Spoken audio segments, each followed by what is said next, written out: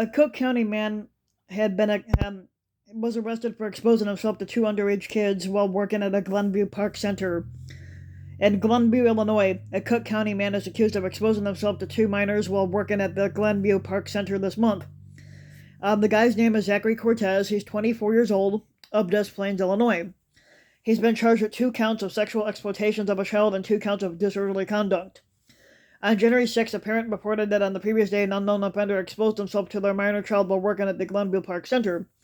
But on January 20th, while attempting to identify the offender, police responded to a call from a Glenview Park District employee who said that Cortez exposed himself to their minor child while working as a lifeguard at the Glenview Park Center.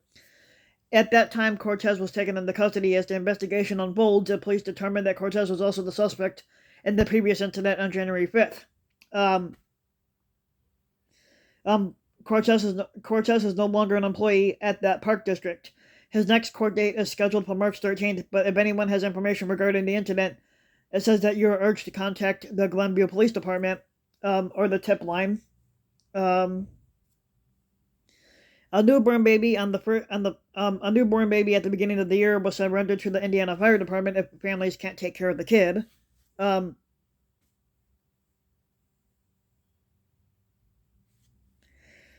let's see. Hold on here. Yeah, the firstborn baby of 2024 was surrendered to Indiana to a safe haven baby box at Georgetown Township Fire Department. Now, the organization's founder, Monica Kelsey, spoke at the press conference that was held last Monday. But obviously, usually if the parent can't take care of the child, they can take it to a police station, a fire department, or like a hospital, and they will find a placement for the kid. A mother is arrested after leaving her 2 children um, in a freezing car while she shopped and having a loaded gun in the vehicle. Um,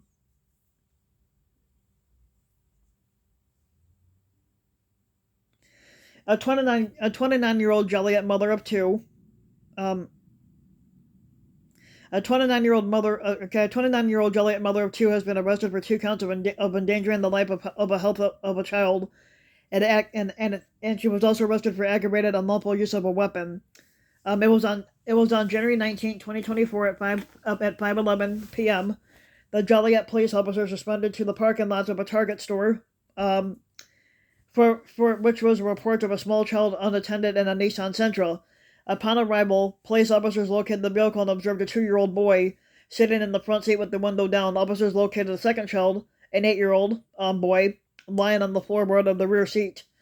Officers were not able to locate an adult with the children in the vehicle, which was not running at that time. But officers noted that the temperature at the time of this incident was approximately 9 degrees Fahrenheit, with a wind chill of approximately negative 10 degrees Fahrenheit. Now officers took protective custody of both children and placed them in a warm squad car and waited for the mother to come out.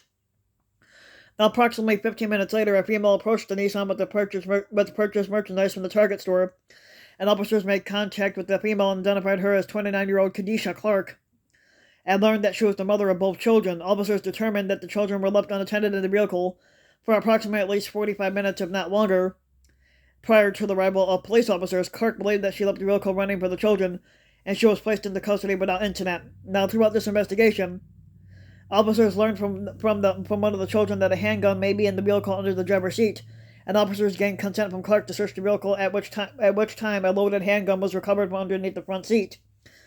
Now, officers have determined that Clark did not possess a proper gun license.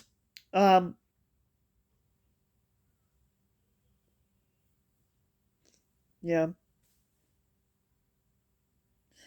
A former police officer racked up $5 million on business credit cards for his own personal use, which you're not allowed to do anyway. Um,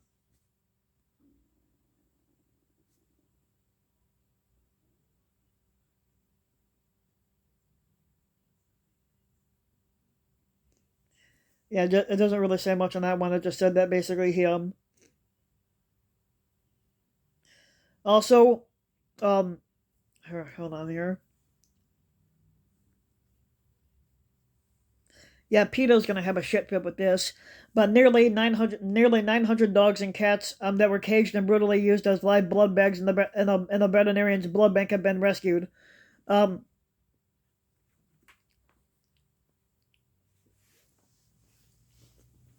in a heartbreaking undercover investigation by PETA, dogs, cats, and stray kittens found through online ads and Facebook posts have ended up brutally used for the veterinarian's blood bank in Indiana.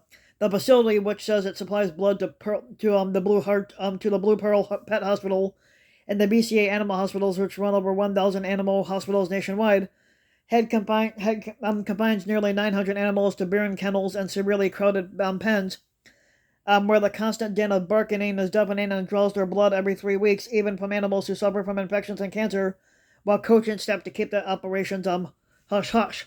Now PETA's video footage reveals that some animals being kept captive at the blood bank were emaciated. Many had pressure sores and growths from being forced to lie on hardwood floors without respite. Dogs were seen with wounds after being attacked by stressed kennel mates, including one who developed a deep infection of the skin and underlying tissue, which caused a massive wound that still hadn't healed 7 weeks later.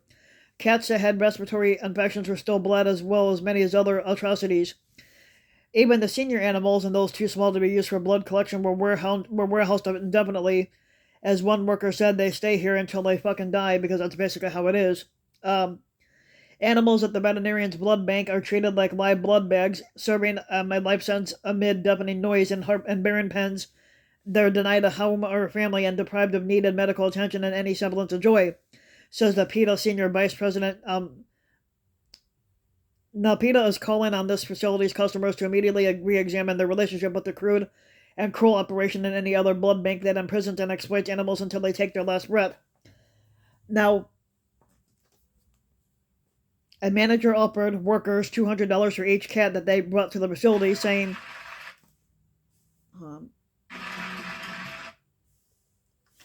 a manager offered workers $200 for each cat that they brought to the facility, saying, where you get them from is none of my business, but she said that she acquired other cats from online ads seeking a good home for them. After a worker brought in kittens she said she found off Facebook, one of them died, apparently having received no veterinary care. A manager said that workers aren't to blame for animals' deaths, stating that they're replaceable. PETA's investigator persuaded the facility to let them adopt some of the animals held there, including BB, a 4-pound cat who cried out in pain from a lingering mouth infection, for which she was denied adequate veterinary care. Now, the investigator rushed BB to a veterinarian who determined that her mouth was so infected that they had to remove all her teeth. They also adopted Colby, a 12-year-old hound who was born at the facility and had been subjected to horrible debarking surgery, in which a worker admitted that they bled so bad, and that was performed only because the blood bank's owners wanted to keep dogs quiet. A cat named Janie, whom my manager planned to leave at a barn out in the field because she thought she had feline herpes virus, and another cat named Fox, who was 13 years old and had bloody diarrhea that had evidently not been treated at all. But after his adoption, a veterinarian determined that Fox had gastrointestinal cancer, and of course he had to be euthanized. Now, PETA has sent letters to Blue Pearl, BCA, and other large veterinary chains that the veterinarian's blood bank lists as clients, alerting them to its findings and urging them to obtain blood only from healthy dogs and cats who live in homes with loving families. PETA has also asked the Indiana State Board of Animal Health to investigate the facility for apparent violations of state law, seek an injunction stripping of its license, and pursue other ways to protect the hundreds of animals that are still confined there. I hate when people do shit like this to animals. But anyway, if you like the video, you can give the video a like and subscribe to my channel, RBW King. You can also hit the notification bell so that you'll be notified when a new video comes out. You can also go ahead and leave a comment and let me know what you think. And if you want to support my work even further, you can donate to my Patreon link, which you can find in the about section of YouTube. And for just a few bucks a video or a month, your donation can help go a long way. And thanks for listening.